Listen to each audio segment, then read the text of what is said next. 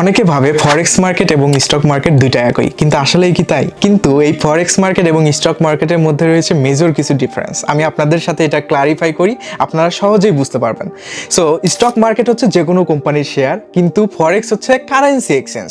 ধরেন আপনার হচ্ছে ইউরো বনাম ডলার বা ডলার বনাম ইউরো, কিন্তু কোম্পানি যেমন হচ্ছে অ্যাপল, এনভিডিয়া, মাইক্রোসফট এই ধরনের কোম্পানির শেয়ার। সো এটা কিন্তু মেজর একটা পার্থক্য। এবং আরেকটা মেজর যদি ডিফারেন্স আপনাদের বলি, সেটা হচ্ছে যে স্টক মার্কেট বা শেয়ার মার্কেট কিন্তু দৈনিক 8 ঘন্টা খোলা থাকে এক্সেপ্ট হলিডে।